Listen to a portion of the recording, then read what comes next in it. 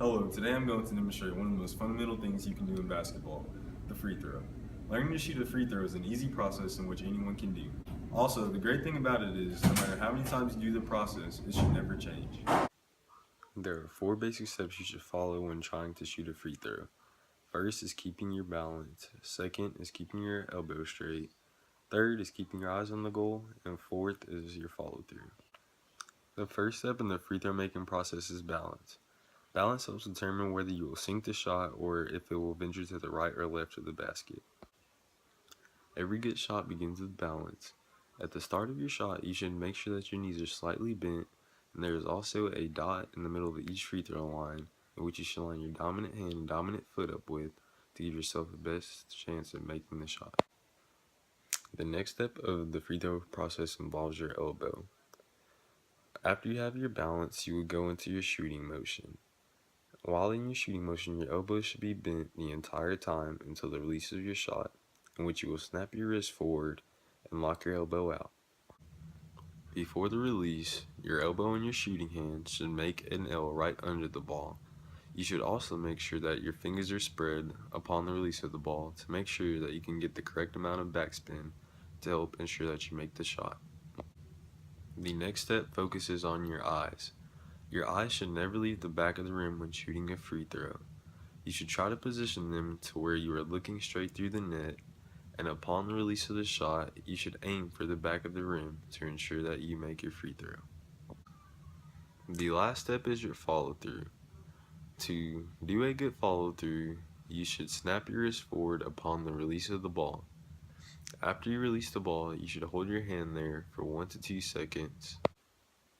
After releasing the ball, your hand should be bent as if you were sticking it into a cookie jar. While all of this is happening, your non-dominant hand should be by your side. There are many other minor steps that would help making free throws feel like second nature, such as stepping to the line with confidence.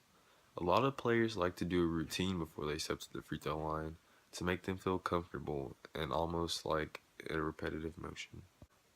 Determining how hard you shoot is also key, along with using your non-dominant hand to help balance the ball before you shoot. And lastly, doing all the steps in one fluid motion. This is exactly how everything should look if you are trying to execute a perfect free throw.